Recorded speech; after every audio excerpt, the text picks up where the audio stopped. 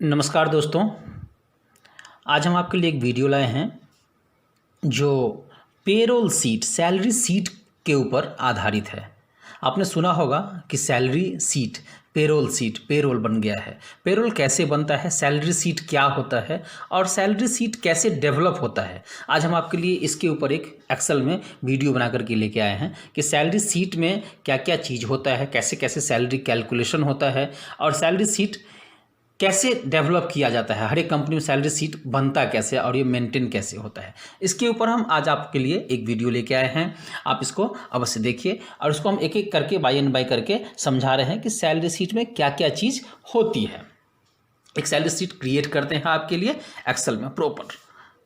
ये देखिए, ये एक सैलरी सीट बना हुआ है मेरे पास टेम्पलेट। इसको हम क्या करेंगे कि आपके लिए एक अलग से डेवलप करते हैं सेम टू सेम, और इसमें हम क्या क्या चीज़ डालते हैं आप उस चीज़ों को बारीकी से देखते रहें।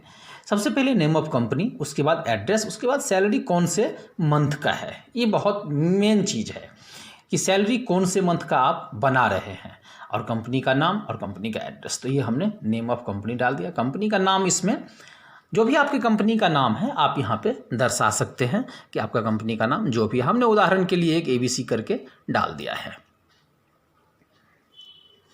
ये हमने ये डाल दिया, ये एबीसी इंडस्ट्रीज, ठीक है। अब हम इसमें एक एड्रेस डाल देते हैं। आपका कंपनी का एड्रेस जो भी हो आप उसको डाल सकते हैं। हम एक तात्कालिक रूप से उदाहरण के लिए डाल देते हैं एड्रेस। ये एड्रेस कोई है नहीं, जस्ट आपके नॉलेज के लिए कि एक एड्रेस होता है कंपनी का और उसमें हम एड्रेस पुश कर देते हैं।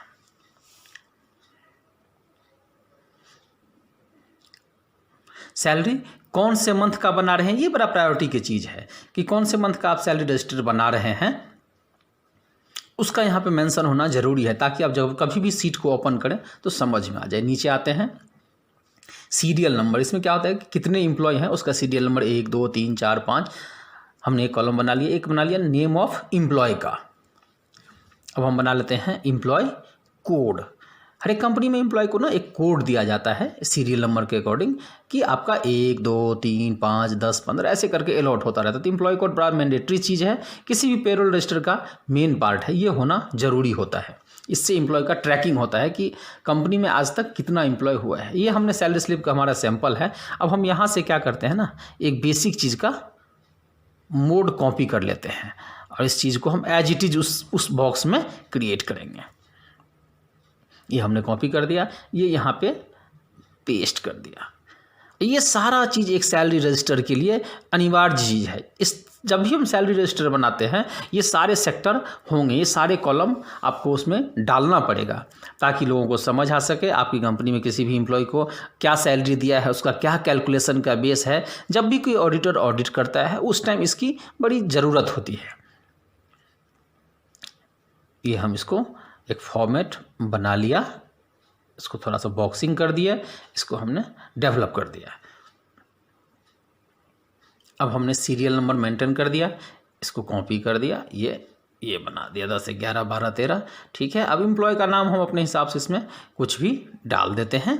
आपकी कंपनी में जो भी एम्प्लॉय का नाम हो आप उसको डालें, आपके पास रिकॉर्डेड जो भी हो। अब हम इसमें कुछ भी अपने अकॉर्डिंग, हमारे कंपनी में जो भी नाम है हम एक जनरल चीज़ इसमें डाल देते हैं उदाहरण के लिए समझने के लिए। ये डाल दिया राम श्याम मोहन, ये डाल दिया शेखर, ये डाल देते हैं, 1 2 और डाल देते हैं। बस अब 8 सफिशिएंट है मेरे हिसाब से फॉर्मूला कॉपी करने के लिए, इतना बना देते हैं, ठीक है। अब एम्प्लॉय कोड में जो भी है कंपनी के नाम प्लस सीरियल नंबर मेंटेन होता है उसमें हम 1 2 3 5 करके डाल देते हैं। अब इसको चेंज कर देते हैं, 2 बन गया, ये बन गया 3, ये बन गया 4, ये बन गया 5 6 7 एंड 8, ये बन गया।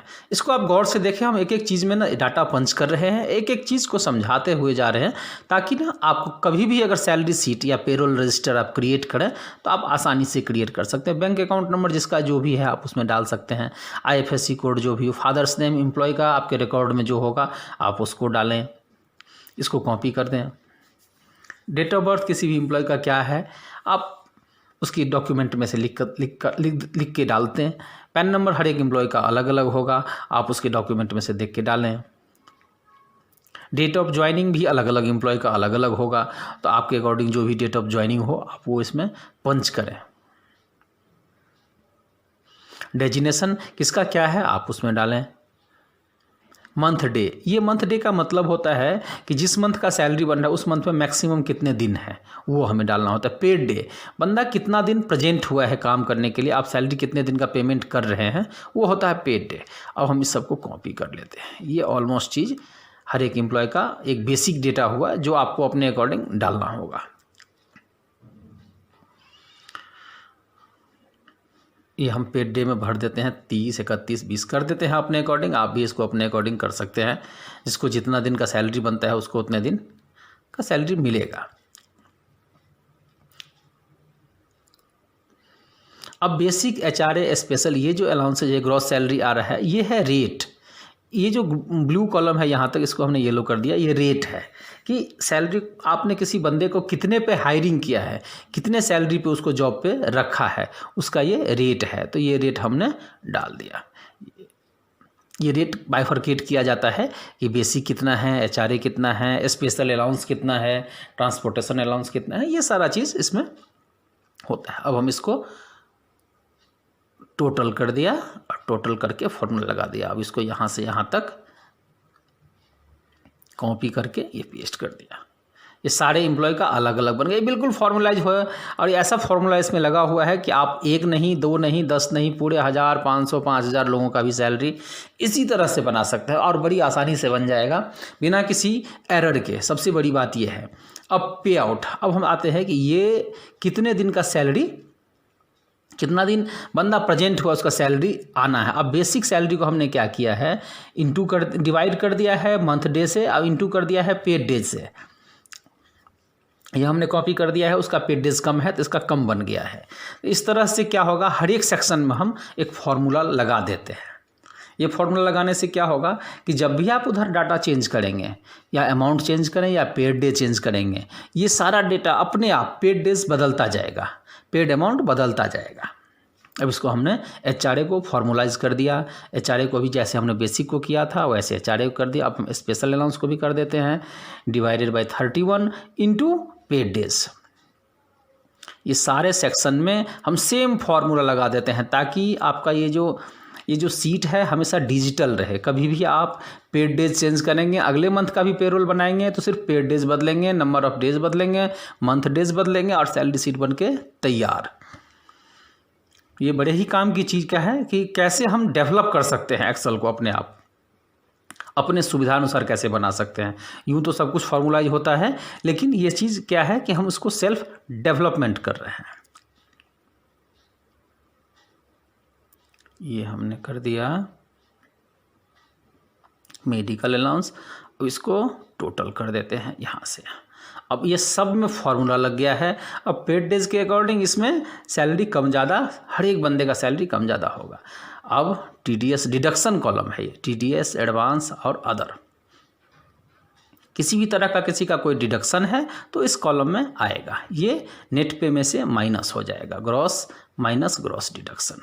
ग्रॉस सैलरी इतना बना, इसमें से ग्रॉस डिडक्शन इतना होगा, नेट 19,900 बन गया। अब हम इन सारों को कॉपी करके नीचे तक डाल देंगे। ये हमने सब में पेस्ट कर दिया। ये हमारा सैलरी सीट बन के रेडी हो गया एक मंथ का। अब आप इसी तरह से कितने भी मंथ का सैलरी स्लिप, कितने भी ज़्यादा एम्प्लॉय का सैलरी स्लिप बनाना हो आप बना सकते हैं। इसको हमने फॉर्मेटिंग कर दिया, थोड़ा डेवलप कर दिया। नीचे ग्रॉस टोटल लगा देते हैं कि मंथ का, अगर कंपनी का सैलरी देखना हो, कंपनी का टोटल पेमेंट कितना निकल रहा है, तो वो आप इस कॉलम से देख सकते हैं। ये हमने इसको टोटल कर दिया। इसको भी बॉक्सिंग कर देते हैं, थोड़ा सा फॉर्मेटिंग डेवलप कर देते हैं ताकि आपको समझने में आसानी हो और थोड़ा सा प्रेजेंटेबल लग सके देखने में।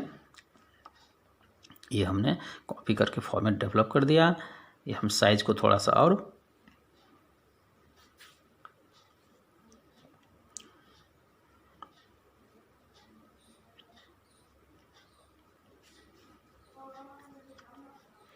बड़ा कर दिया। ये बन गया सैलरी स्लिप।